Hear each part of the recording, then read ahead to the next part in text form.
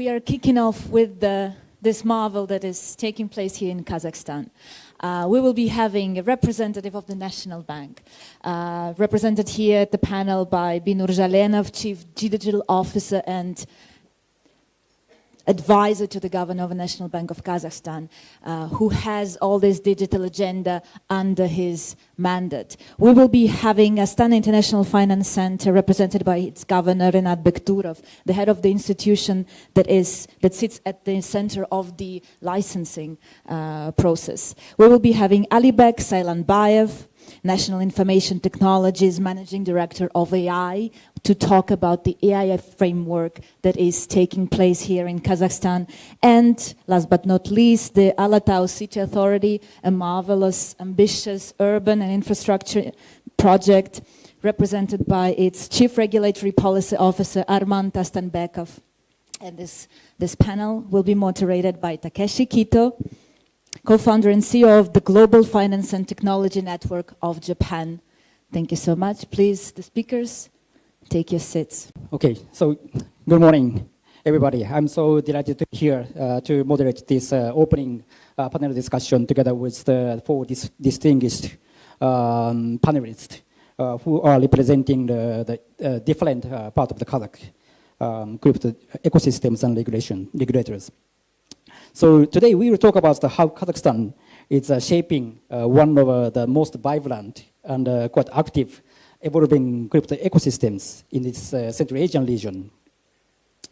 And to kickstart this discussion, I'd like to ask all of you to answer the single quick question, which is what is the most important change in your organization's approach?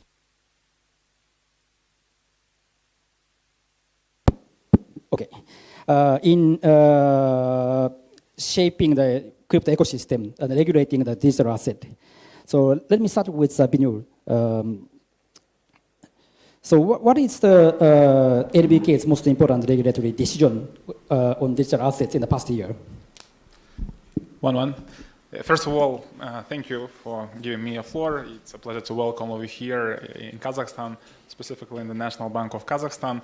As for your question, Takeshi, last September, the President Tokayev instructed financial regulators to, how to say it softer, to reconsider our approach to digital assets regulation, and we started to analyze what we actually had at that moment. And the status quo was we had a pretty amazingly developed dynamics in AIFC.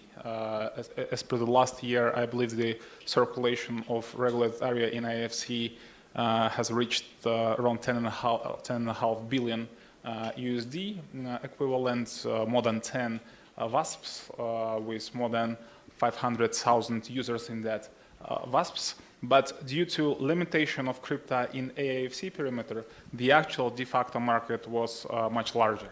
Twice or triple times, nobody really knows, but it was de facto larger.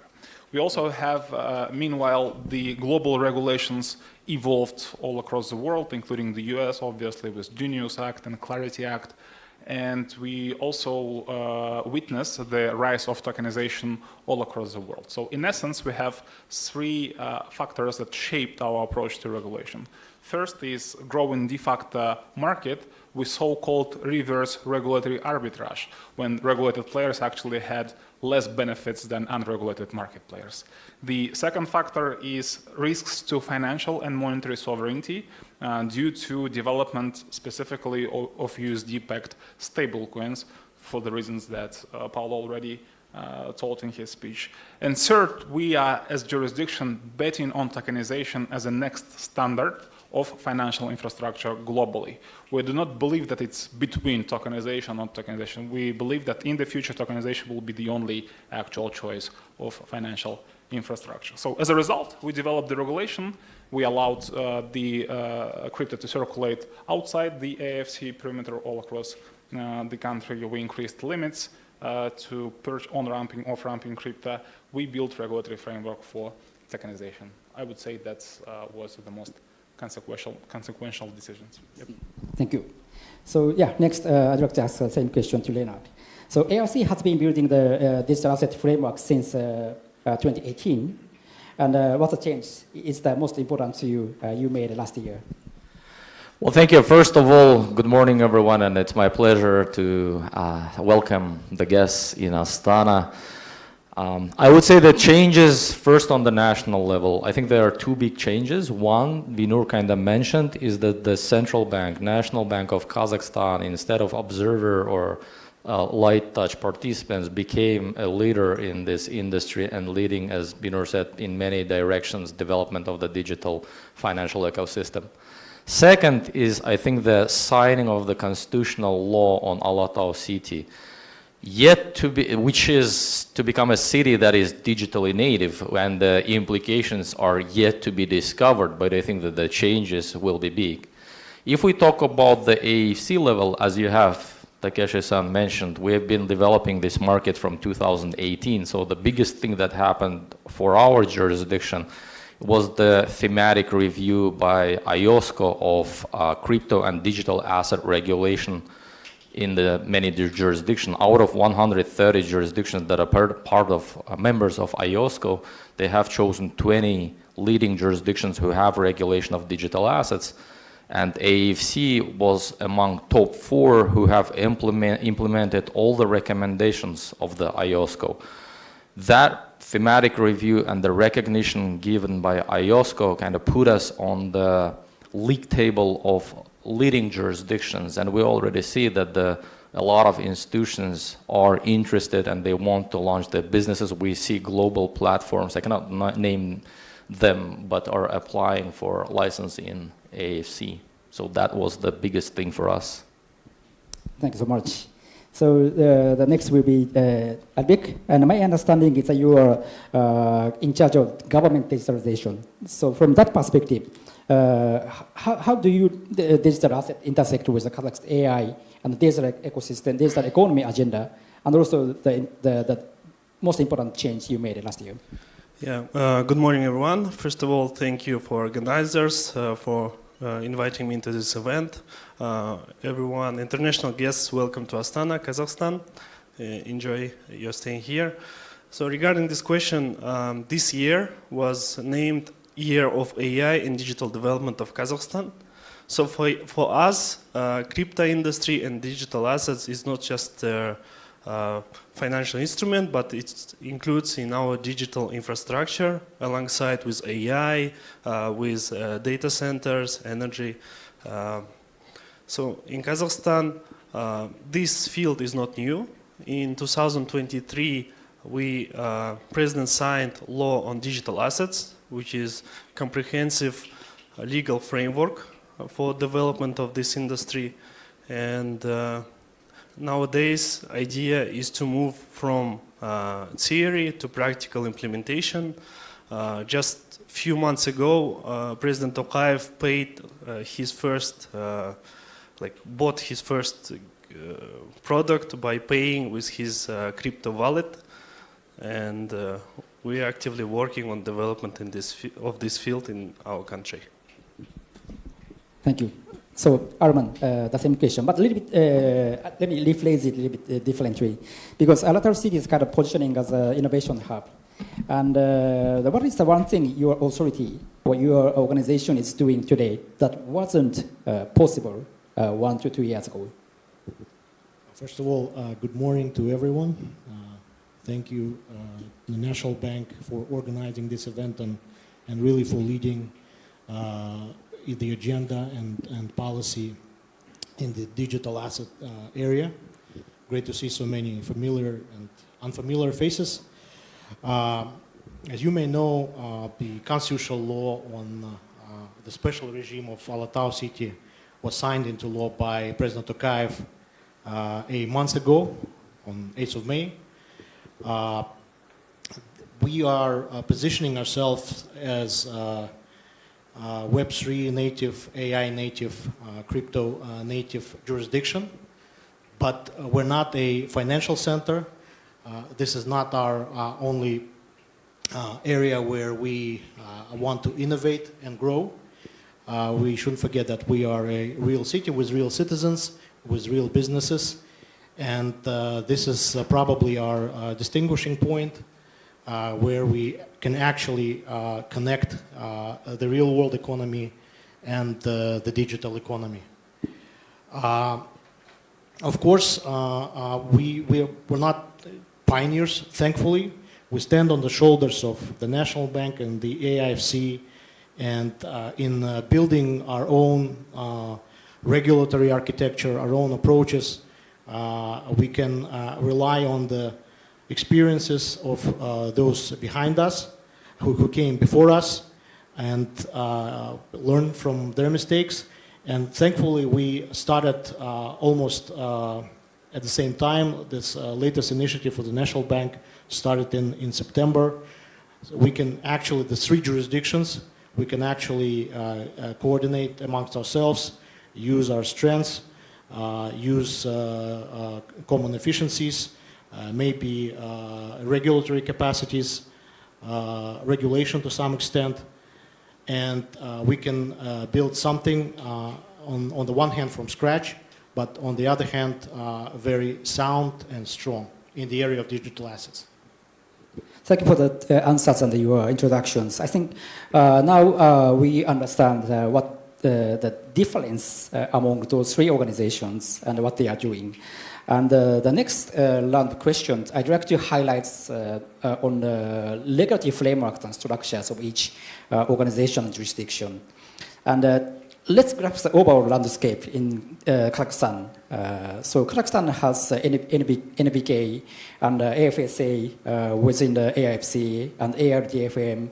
So all with roles in the digital asset. So each organization has some roles and responsibilities in the digital asset. So maybe we need to understand deeply what each organization, each authority is doing to regulate, to oversee the digital asset industry. So yeah, the next question, maybe starting with Binur. So NBK introduced the framework for digital asset back in 2023. And what categories of digital asset fall under NBK's oversight versus AFSA jurisdiction? And how do you handle digital assets that sits across the boundary? Yeah, that's a minor correction. NBK started the regulation in this year, so because it previously was another regulators. It's interesting because we now have 5 regulators for digital assets industry. For mining, we have Ministry of AI and Digital Development. For the local onshore jurisdiction, we have NBK and ARDFM, which is Agency for Financial Supervision, actually for banking specifically, and other options. We also have AFSA in AIFC for AIFC, and we also have Alatau City administration. So many different regulators, but it's a synergy. As Arman already told, we are multi-jurisdiction country. So we have 3 jurisdictions with, I think, specific focuses for each jurisdiction, and which can benefit from crypto and tokenization. Because again, we are not implementing, or we're not trying to become a crypto hub just for the sake of being a crypto hub. We have a very pragmatic approach. We believe that crypto can actually be enabler of FDI and other forms of investment to economy. You know that, for example, some other adjacent jurisdictions to Kazakhstan has essentially become a huge crypto exchanges with a huge sanction and compliance risks. This is not a scenario that we want to follow. We want to build the mature crypto infrastructure so that the crypto can become much more functional than in other countries, so that the crypto capital actually works in the economy, so that the crypto creates new infrastructure, new jobs, and attract new capital. So that's like a country strategy. And every jurisdiction and every regulator has a part in this strategy. So if we're talking about for the NBK specifically, starting from this year, we not just as a central bank, we also, and payment regulator, we also crypto regulator. And that's like by design helps us to integrate crypto with existing traditional financial infrastructure, making crypto much more functional. So we introduced new forms of digital assets, new taxonomy of digital assets, which is unbacked digital assets, crypto, foreign stable coins, etc. Stable coins denominated in tenge or issued by our operators. That might be foreign currency pegged as well. The third is real world assets essentially, and fourth is tokenized financial assets. So we have 4 categories of digital assets, each has own rules, and we have 2 categories of VASPs, essentially. The first is digital asset trading platforms, the second is tokenizers, digital assets platform. That's a very, I think, easy to follow regulation, somehow close to MiCA, somehow close to Genius Act, but of course with its own view. And as for cross-jurisdictional cooperation, we have multi-layered cross-jurisdictional cooperation. First, we have regulated gateways between, for example, AIFC residents and our banks, so that the consumers of our banks can top up wallets, for example, in crypto exchanges regulated by AIFC. And we it's cross-regulated by AFSA and NBK and ARDFM, for example. We also working on synergy between regulators in terms of exchange of information, cooperation of supervision. The idea is not to build a completely equivalent regulation. Of course not, because it's impossible. First of all, for example, AFC has common law, we have more traditional law. But the idea is to, again, to maximize synergy between jurisdictions, so that, for example, a global crypto company, which is get used to common law, can lend in AIFC, but still operate with Kazakhstan market through this regulated crypto gateways. And then potentially in Alatau City can gain some, new features, because Alatau City essentially will become a super sandbox, right? Because in Alatau City we would allow some new activities that never will be allowed within the onshore jurisdiction for financial stability reasons, for example. For example, there we will have a much easier current capital control measures in Alatau City, which would allow to crypto capital to flow into Alatau City development, and I think that's a beautiful thing. So, I can have many different examples, but the idea is very simple. As a country, we're building a functional crypto strategy, and our multi-jurisdictional nature allows us to make it really work. Yeah, thank you so much for the comprehensive explanation. So next question is to Renat. So I understand that AFSA is regulating digital asset activities within the AIFC jurisdiction. So could you share a little bit more about its framework? And also, I have one specific question, which is how do you prevent regulatory arbitrage, which is also mentioned by Binur, the last question. Well, thanks. I believe Binur didn't say the word arbitrage, right? So I have to be careful, because arbitrage means exploiting market inefficiencies to gain risk-free return, right? And I believe that this is not the case with our regulators. And I would add another regulator in Kazakhstan, which is the Agency for Financial Monitoring, our financial intelligence unit that monitors digital and crypto asset business from standpoint of preventing fraud and AML and etc. And I think this is not something unique. You go to UAE, you find probably even more regulators. Every emirate has its own regulator. In Dubai, they have 2, right? Even VARA separately, and within the AIFC also they have their own regulation. And ADGM, you find another regulation, and any other emirate has their own regulation. So that's, I think, the working model. Anyway, going back is, again, I don't think that between our national regulation and AIFC there is an arbitrage, because just the principles are different, right? AIFC is a common law-based jurisdiction, so we, even like licensing-wise, we license activities rather than institutions. And as you have in previous questions mentioned, we have started regulating digital assets from 2018. But again, the real development came when NBK and RDFM have allowed to, or as a pilot project, to build this connection between the banks that they regulate and the exchanges that AFSA in AIFC regulates, because AIFC itself is a non-cash jurisdiction. So the institutions licensed in AIFC, they cannot accept cash, right?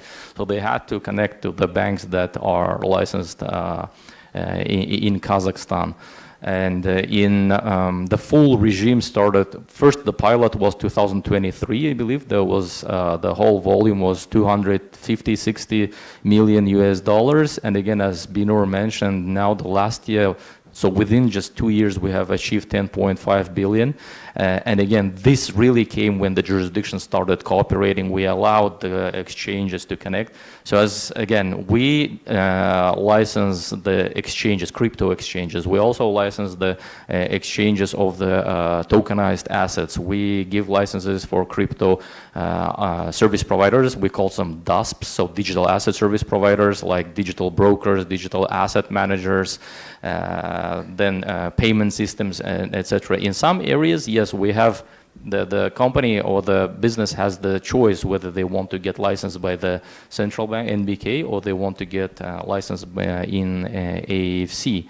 I think that again gives the flexibility. As the whole market, it's still new, right? We are still discovering what kind of services can be provided, what are the instruments that will be demanded by the market. We have the frameworks for issuing tokenized assets, financial assets, real world assets. We have the regulation for stable coins, excluding stable coins on tenge, because again, tenge is regulated by the central bank, and I think that's the important underlying principle. So as you can see, then some of the regulation in traditional finance will be reflected in digital asset regulation, because again, this is just a tool, right? This is a technology. This is not, we're not yet changing the underlying principles of regulation.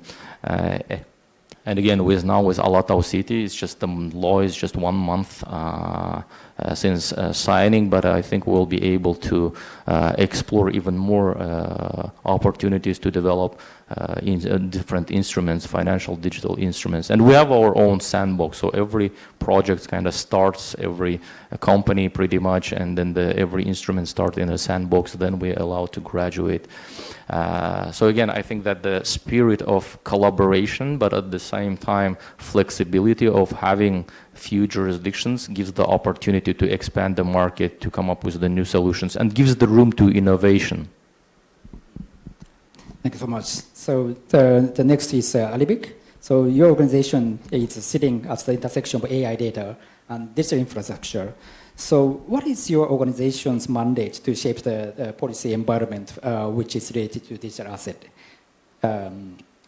So yeah, I'd like to know your, So very important question. So just to explain to the audience, National Information Technologies is 100% subsidiary of the Ministry of AI and Digital Development.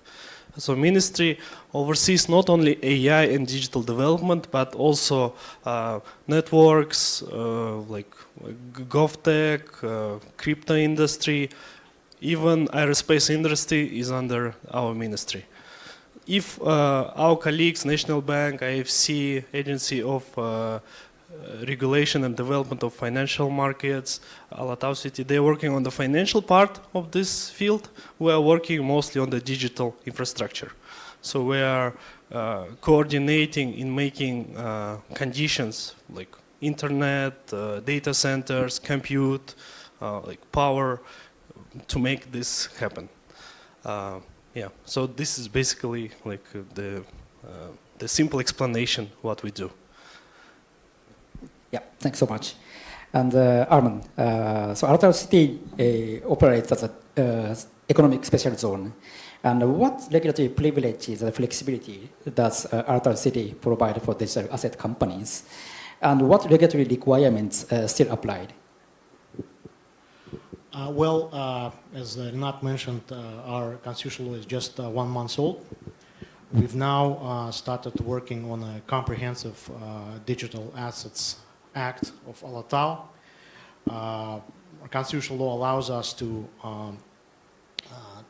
base our acts on the English and Welsh law, and it doesn't mean that we would simply replicate regulation in the UK.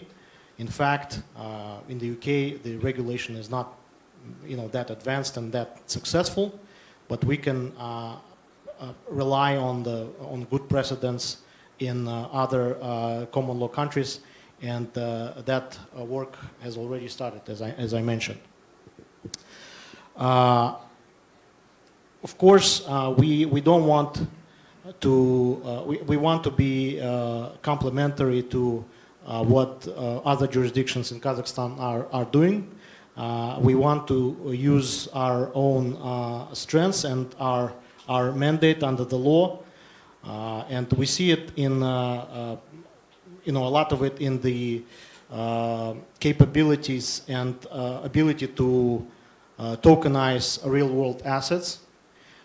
Imagine that we expect billions and billions of dollars investments in infrastructure, real estate, and we expect large logistics hubs built in Alatau City, as it's at the crossroad of trading routes between China and Europe, right in the middle corridor. So opportunities for tokenization are immense. As Mr. Deputy Governor mentioned, we plan to use those opportunities to the fullest extent and provide tax incentives to market players, provide stable legal regime, modern regulation, yet risk-based, and this is, in a way, maybe a unique opportunity to develop digital assets, connect digital assets with the real economy that was not previously seen, not only in our region but probably on the continent overall. That's it. Yep. So then, I think we have a good understanding of the framework and the regulations. It's like a series. And then I'd like to talk about more on practices in licensing and enforcement. So, let's ask in the same order to Binur. So NBK has been deploying AML CFT standards for digital asset operations. And in practice, what are the hardest compliance gaps you encounter in licensing, in license applications? Thank you for the question. I think I will try to give a broad answer, not specific probably challenges, but how we actually see supervision in this new blockchain-enabled economy. Obviously, AML CFT practices are quite different in crypto because the very nature of financial intermediation of practices is also different because it's blockchain-enabled. You don't have sometimes even intermediaries to regulate. You don't understand whom to ask what, right? But meanwhile, I believe blockchain open fundamentally new ways to supervision because of blockchain, because you have every transaction recorded at the blockchain, because you can enable new sub-tech, smart contracts, etc., etc. So essentially, the supervision, including AML CFT supervision, can be and should be completely data-centric in this new blockchain-enabled economy, and that is what we are trying to build here at the National Bank of Kazakhstan. And then we hope that the same data-centric sub-tech fabric can be shared across the supervisors in our country, including AIFC and Alatau City Administration and Agency for Financial Monitoring. The idea is, as a supervisor or regulator, you can actually deploy a node of popular blockchain protocol and see every transactions between different wallets. Now, the hardest part would be to attribute this wallet to actual entities, to people or businesses. But you still have solutions here, companies like Global Ledger, Chainalysis, etc. They do a fantastic job on the wallet intelligence. And once you have this KYT enabled, other components enabled, you actually can build a completely data-centric AML CFT with no reports, and I think which can enable a much better supervision practices even than in traditional financial infrastructure. And as the global financial, as the global digital asset infrastructure mature, with Genius Act implementation, with MiCA Act implementation, all that global KYT and KYC practices also will mature. the gap between in compliance between traditional financial infrastructure and DeFi infrastructure, blockchain-enabled infrastructure will shorten. And in the future, the blockchain-enabled infrastructure will be much easier to actually supervise than traditional financial infrastructure. And I think that's a matter of 5 or 10 years from now. And we in Kazakhstan, I hope, can be one of the benchmarks globally how to enable this specific activity. So that's like a... Thank you. Interesting. So the question to Renat is more on the operation. So how many firms have gone through the FSA's digital asset licensing process, and what type of the profile of applicants? So I'd like to know who is operating and who is doing the business in the AIFC. Sure. Yeah. So I'll give some exact numbers. We have now 32 licensed digital asset service providers that include the crypto exchanges, brokers, and etc. And I believe now Astana Financial Services Authority has 13 licenses that are under consideration, and we're just in the beginning of the June, so that there is a big chance by the end of the year number of the DASPs will increase more than 50%, hopefully this year. And in terms of the type of the licenses, most of the applications are for crypto brokerage services, but also we see that the number of applicants for payment service providers are increasing, including the license to issue stable coins. And that, I think, is in line what's happening globally, that more and more digital assets being used as a mean of payment, right? We've seen the growth of the USDT, USDC, and etc. So this is the definitely big market. We have issued, I believe, 2 licenses for issuing stable coins, and 1 is being reviewed. In terms of the operating digital trading platform, meaning the exchange, there are less licenses now from startups. More global platforms are localizing, and we have few applications under consideration, because now it is difficult for new companies to create an exchange and be competitive globally. So again, there it's more global companies. Local startups, part of this world, are focusing on, again, issuing stable coins, managing digital assets, and etc. Most of them, they come from through FinTech Lab, that's our sandbox. And in terms of where the applications fail, we have substantial number of applications that actually fail to get to the real license. It's pretty much always the same, and it's never technology. It always compliance and control. So the companies or the teams will come up with beautiful technology that is super efficient and etc., but with the compliance procedures that are far, far behind in terms of the readiness. It is the AML procedures, governance issues, source of wealth that do not go through the test and do not get through to the application. And we have to maintain the very high standards in terms of the compliance, because that's what the value of regulation. The other market participants will come only if they understand that the level of regulation and the level of control in the jurisdiction are high enough so they feel safe, and because they know that if something goes wrong with one participant, that's going to have an effect on whole jurisdiction, that everyone will be affected. They do usually complain when when they apply and we ask more questions, but then when they get the license, they always ask to keep the bar high. So it's always the same questions and same complaints. Right.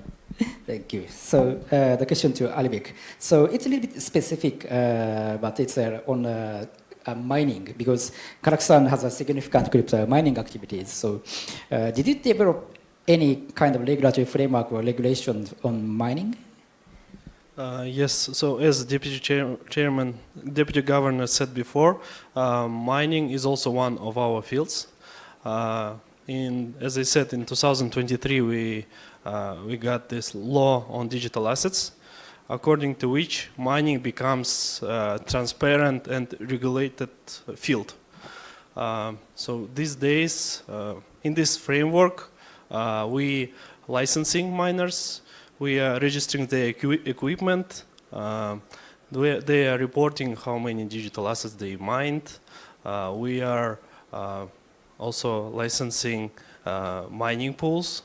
So the idea, as I said, to make this field transparent so they can make contribution to the development of our economy. And we also planning to launch 70 by 30 program in which miners will contribute to the development of our energy stations. So they should, I mean, they can, there is some, what's it, coordination between them so that they can upgrade our energy stations. So our vision as a ministry is as this. So we love mining and we make it transparent and we want to make it more beneficial for our economy. Right, thank you. So the question to Arman is, for companies who has actually setting up the entity in Alatau City to operate the business in the digital asset space. And I'd like to know what is the onboarding process and how it works, and the key or most common challenges they are facing after getting license. Yes. Well, as a general observation, I don't think we would be a wild west jurisdiction, some honky-tonk or a loophole or anything like that, because when you have multiple jurisdictions in one country, you are only as strong as the weakest of you. So we owe that responsibility to the country as a whole, to the other jurisdictions. So most likely our system will look very similar to other modern jurisdictions. We'll do business risk assessment of digital products, of market players. We'll do, where necessary, enhanced due diligence for high-risk areas. We'll check the beneficial ownership. We'll check the systems that market players have, data security, privacy, client information protection, integrity of IT systems, and so on. We'll check officers with appropriate fit and proper tests, and so on. Maybe the difference would be that we would strive to use the most advanced software, including AI-powered software, to make the process obviously faster, easier for participants, more transparent and more convenient overall. In terms of the ongoing supervision, we would also have reporting, risk-based monitoring, and in robust enforcement framework. Also, I have to say we have a very useful tool in the constitutional law. We can delegate some of the regulatory powers that, for example, we wouldn't have at the moment, wouldn't have expertise or wouldn't have people. We can delegate to other regulators, including National Bank and AFSA in the AIFC. Also, we would have so-called experimental legal regimes, in a sense, sandboxes where you can test various products in a safe environment. Great, thanks so much. Arman, we'll put our best effort to make sure you don't become Wild West, because like FATF assessment, it's based on country level, right? So yeah. I thought you just need the extra assurance. All right, so the last round of the question is on ecosystem building side. So we talk about the regulation, actual practices, and then we need the ecosystem. As I said in the beginning, so Kazakhstan is building one of the most vibrant ecosystem for digital asset in this region. And this ecosystem building requires a lot of investment in infrastructure, talent, and building trust. So I'd like to ask each of you to answer this question. So how you build ecosystem together with the stakeholders in this country. So starting with being in the same order. So Kazakhstan is one of the few countries actively exploring the retail CBDC, and it's a digital tenge. And how does the digital tenge project interact with the private digital asset market? Thank you for the question. So by design, CBDC in Kazakhstan and private tokenized money, digital financial assets, they designed to coexist and complement each other. So first of all, we have a segregation of different type of assets for different type of use cases. So for example, CBDC is perfectly fit for operations when you have a high stakes operations where you need a credit risk-free money essentially. And I think things like public expenditures or settlement of institutional tokenized assets are the perfect use cases where you actually need CBDC as a credit risk, almost credit risk-free money. But for the private market use cases, we are perfectly fine with local stable coins and other retail use cases. We are not trying to cannibalize this market using CBDC. So, and if we're talking, for example, about cross-border, you already have a huge B2B market in stable coins, for example.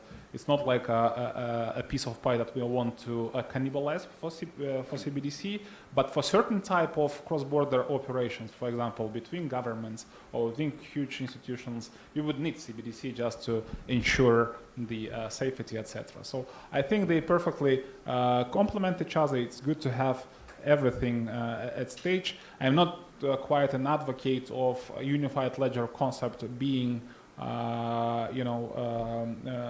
pushed by Bank of International Settlements, which is quite a beautiful idea of having unified ledger when you have a central bank which is settling everything, money, private money, assets.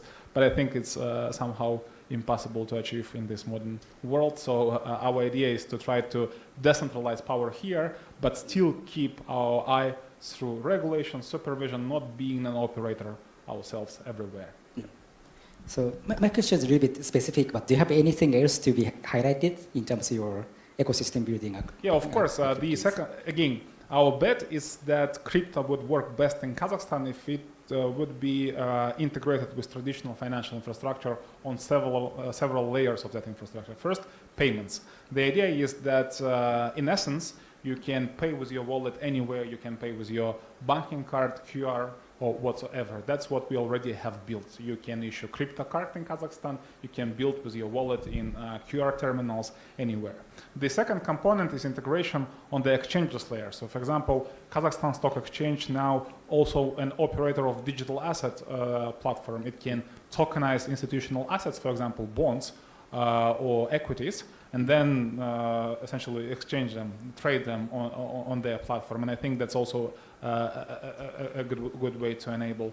And we also try to, and I think what would be the hardest part to do is to build a new compliance culture. Because in the end of the day, any crypto asset would need a fiat leg. And fiat leg, it's bank or payment service providers. And currently, the compliance culture and view of most of the banks and payment service providers is that crypto is something gray or something bad, or we have some sanctions, a screen, etc. And the idea is to help, together with the market, to build a proper compliance culture so that the compliance in banks and PSPs can differ from like a good crypto traffic and bad crypto traffic. And I think that's a part of ecosystem that we have to focus in the coming time. Yeah. Yep, thank you. So the question to Renat is more on international collaboration harmonization, because AIFC has bilateral agreement with other jurisdictions. So which international relationships and collaborations are the most strategically important for building Kazakhstan as a digital asset hub? Yeah, thanks.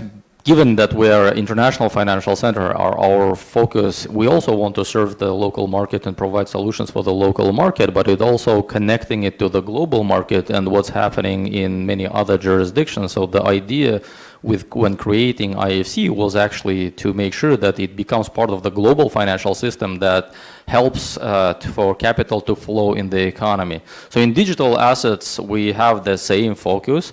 Our regulator has, for now, I think, almost 60 different MOUs, bilateral MOUs, but also is a signatory of a multilateral MOU and enhanced multilateral MOU of the IOSCO, International Organization of Securities Commissioners.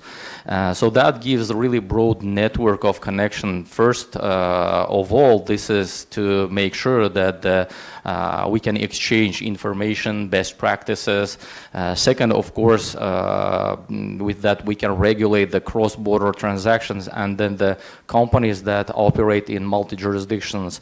Because when you don't have the efficient information of exchange between the regulator, that creates for the not good companies to exploit that misconnect between the regulators and use the differences in jurisdictions to exploit the market.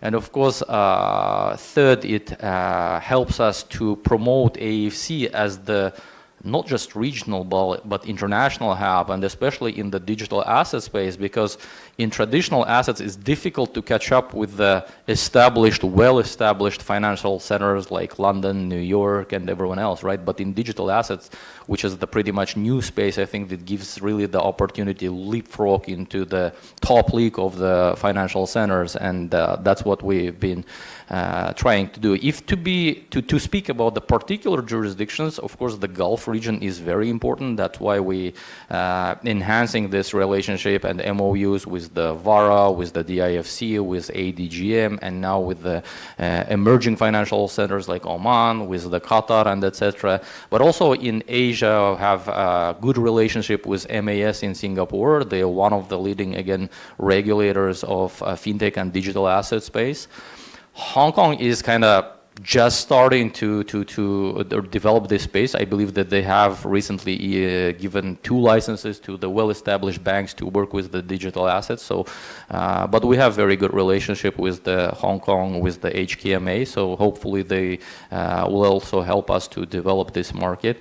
And with, of course, Cyprus and broader Europe, because European market is also very important. So this is probably the main jurisdiction that we focus on. Again, Asia broadly, Europe, and of course Central Asia, where we believe we lead the way. Thank you. Hopefully, Japan also can build a closer collaboration with you.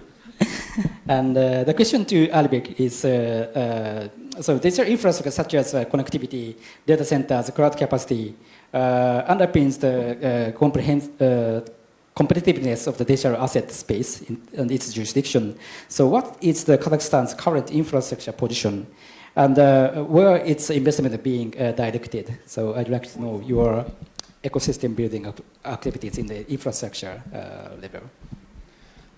Yeah, infrastructure is very important for both like digital assets, crypto, and AI. So in this 5-layer AI cake, you have like energy, infrastructure, chips, and we are developing this field. One interesting project that is going right now, we are launching data centers valley near to Astana. So it will be valley of, I mean, as the name said, of data centers where we will put chips for AI and for maybe mining. So why this project is happening right now? First of all, as you know, Kazakhstan has a very large amount of resources. Energy is very cheap there. So the cost of energy is like 2.5 cents per kilowatt. Also, the weather here near Astana is kind of cool. It's very good conditions for GPUs and chips for mining and for all these data centers. And we are planning to attract top like notch hyperscalers to this area. And we also plan to give a special tax regime for these hyperscalers, so they come, invest, and they get, all conditions that they need. And the idea is to have 1 gigawatt power on this data center valley in total. And second part is also energy. As I said in my previous speech, that we are launching special programs to attract private investments to the energy generators, such as like 70-30 program, so that miners can invest their money to improve energy generators, and they can share their profit. So as a ministry, we're working hardly in this field. Thank you. So the question to Arman. So Renat talk about the collaboration with the Gulf region or other Asian international financial cities, but at the same time, they are kind of competitors from the Alatau City's perspective. So what is Kazakhstan's value proposition when it comes to the competition with other international financial centers or economic special zones? Well, obviously, the jurisdictions you mentioned are well developed, well established, and have some market history. Said that, recent geopolitical events in the region probably give our region a window of opportunity to some extent as a stable geopolitical region to actually attract some industry players from there with similar regulatory framework, but probably with better tax benefits and a better regulatory regime without legacy issues. Obviously, we need to pick our fights, the battles we fight. We should use our natural strengths. As a large logistics hub, Alatau City may be a center for stable coins and settlements in stable coins, given large trade flows. As I mentioned before, we can be a leader in tokenization. Again, considering that there are real world assets to tokenize, real transactions, real infrastructure development, and large investment inflows. So we hope on those narrow and thin points, and also using historical opportunities, we can strive, and we can take our niche in the global market. Right. Okay, thank you so much. And actually, we are running the time, but let me take one question from the floor. Okay. I gotta speak quite loud, so I don't think that I can the video.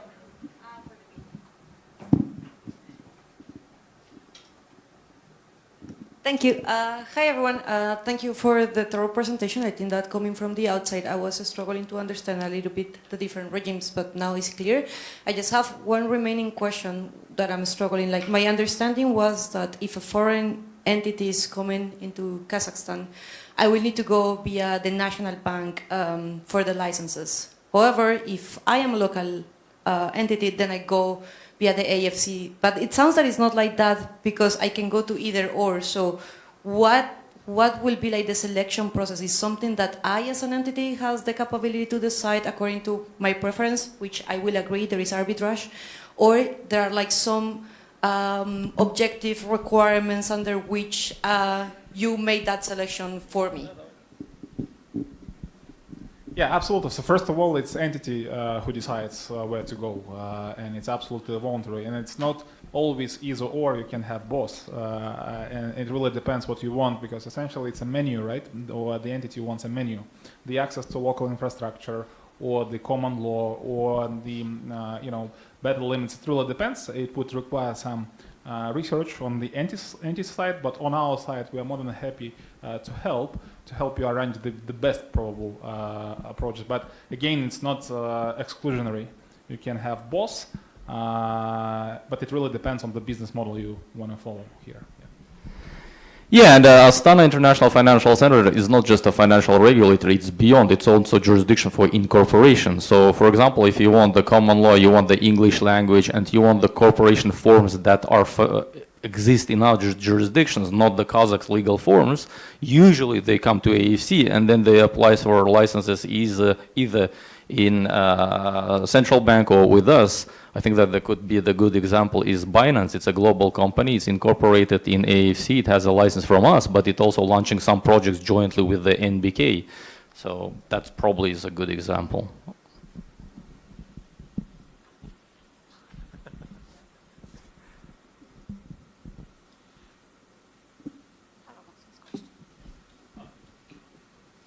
Yeah, a question for Arman actually.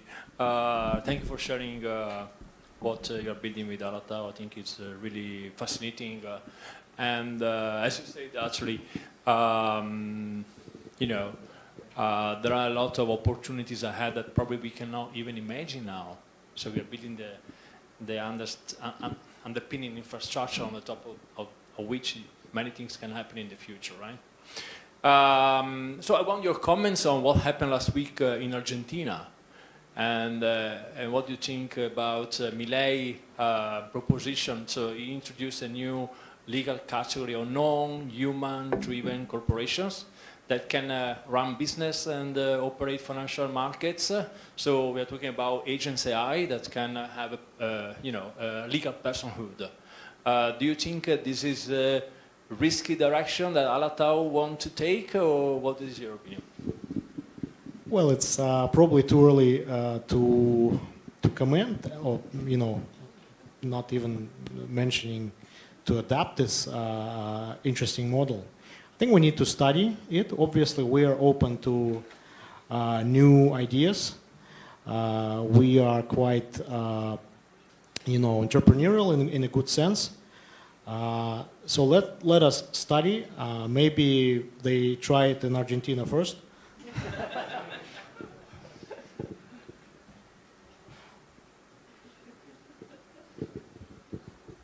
So thank you so much for this super engaged discussion. And last question to all of you. It's a super simple and one sentence each, super short.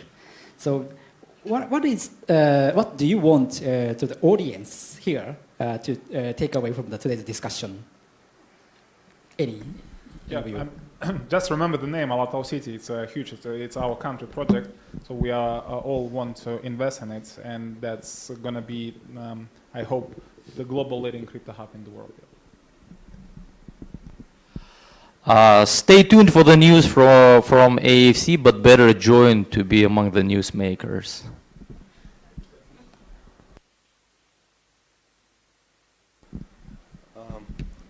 So maybe I would say not from this panel, but overall, as I am managing director for AI, use AI, learn AI. I tried not to talk about AI, but it's my field, so we can discuss separately. So this is my recommendation to all the audience. I think you said that AI can disrupt this blockchain technology as well. Yeah, and it's very important to learn AI. Yeah, I guess keep an eye on the AIFC, but follow the advice from the deputy governor.